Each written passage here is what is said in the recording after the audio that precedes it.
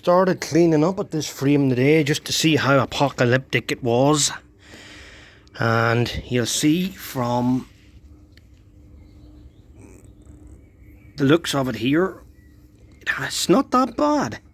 Once I got a flap disc at it and took it down a bit, the pitting, I managed to find a solid surface. I hope that it's not too thin now, but you can see them areas don't look that bad now. So I'm very happy about that. There is the odd place where, yeah, it's definitely not great, but it's still solid, and I'll rust treat that, and it shouldn't continue. I hope I will get these areas fixed up. You can see a bit of pitting in that.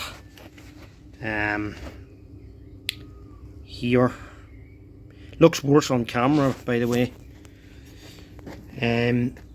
The bottom and the underside of this S part of it here is the places that have real issues, and I'm going to try and see if I can get somebody to weld it up some way or fill it in, maybe remake one of these ears.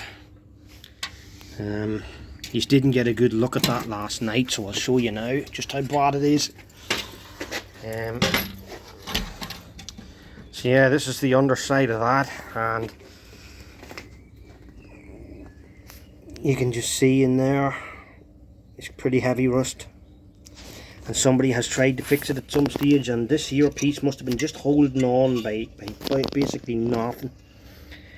So I am going to have to try and get somebody who can maybe cut it off from about here and totally remake that one big piece, if that's possible, and I'll be a lot happier then with it that way. This is a worry.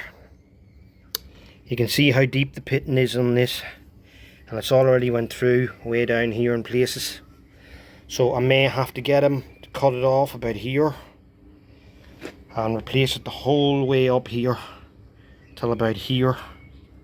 Just that section, about that width. I think the rest of it's okay, and obviously that wee piece underneath the handlebars, and I think then that probably would sort it out pretty good. But it's a lot of work, and I don't know if you're going to find someone that's going to take it on. That's my only worry.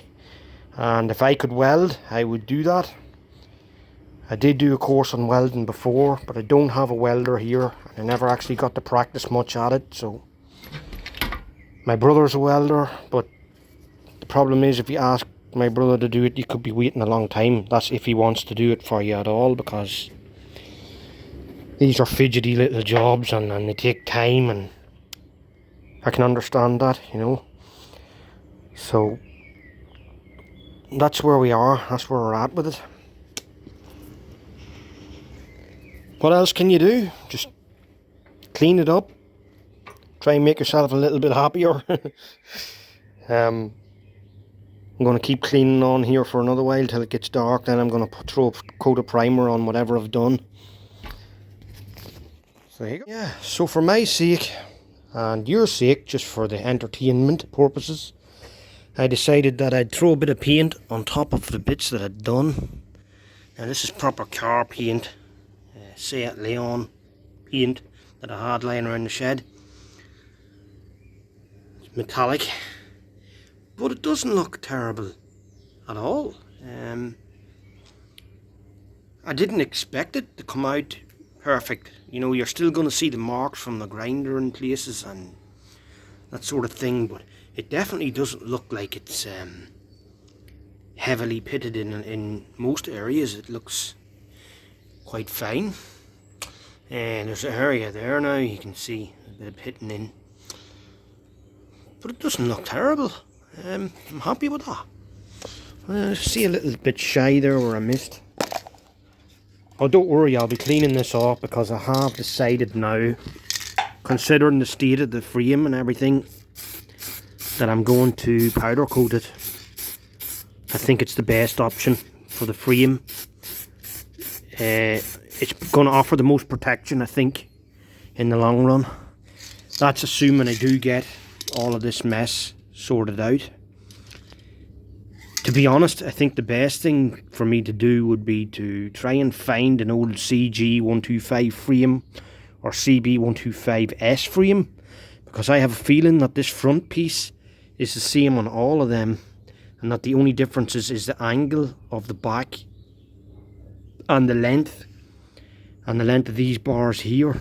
So if I could get an old CG frame or cb125s, I think we could maybe work something. We could change the back from this to the front part of the other one, and it would probably do the trick.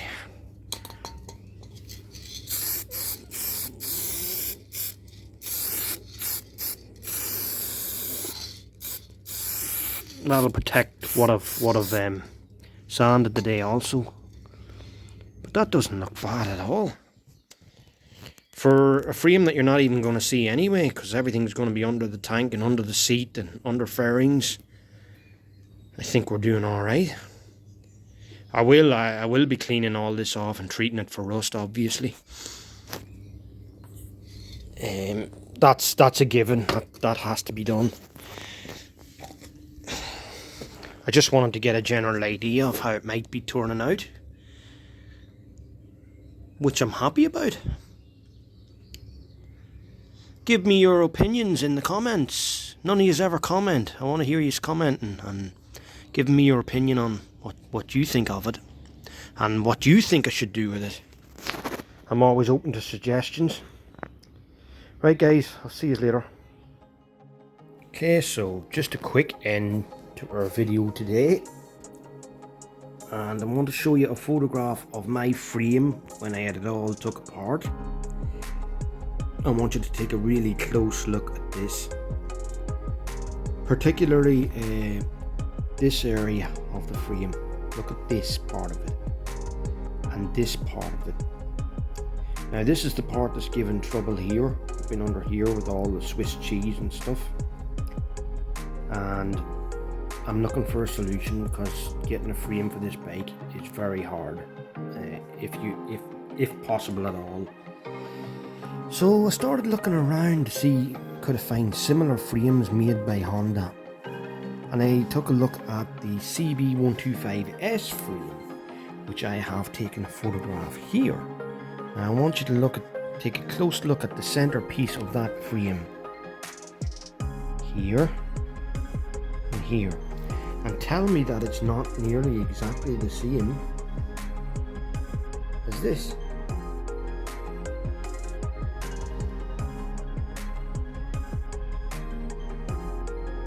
So my opinion is that when Honda made these bikes back in the 80s, they used the same centerpiece for the frame, because the engines are all the same fitting. They all fit into this space, and they all have two bolts that go here and a little cradle that goes here, and they all have the piece that goes up here. So it's my opinion that they always used the same piece. Even if you look at the headstock part of it here, shape of it, you look at the headstock on mine and the shape of it, it all adds up that that part of the frame is the same. So my idea would be, if I could get hold of a cb125s frame, I could technically cut the frame here and here, take that back part off the rotten frame and put it onto a good one of these. That's the plan, but only if I can get hold of either a cg125 frame or a cb125s frame. You see, this is cb125s, that's cb125rs. This is another RS frame. I took this photograph from the internet. Somebody was trying to cut it and make it into a cafe racer, but you'll see that the part that's left there is straight, like a 125 cg125. So this is the idea that I have, that maybe I can do something if I got a hold of one of those frames. I'll just give you a look at the other side of mine. That's the other side of mine. As you can see, take a good close look. I'll even zoom you in if I can.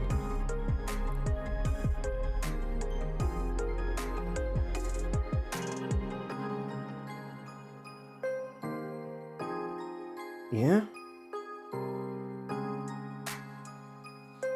Zoom in on the back piece, which is definitely longer than the cb125S. I'm not too sure about the angle that it's at. I know it raises at the back a bit. This is the 125S, which is dead straight coming off that piece there, you can see, but it's shorter. Look at the bottom piece. It's exactly the same. Exactly the same.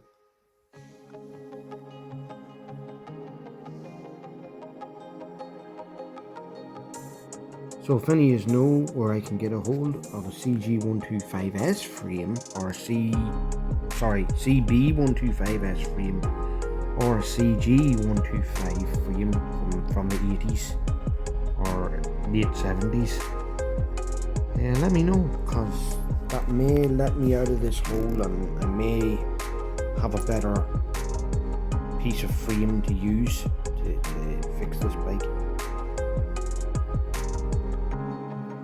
Thanks for watching, guys. Subscribe to Demo 690. If you like what you see, give me a thumbs up, and hit that bell for notifications when I post more videos. Don't be afraid to comment and give me your opinions. I'm always open to other opinions on what I might be able to do with this. And maybe there's some options there that I don't know of that you do. Comments are always welcome. Thank you. Till next time, guys. See you later. Bye from Demo 690.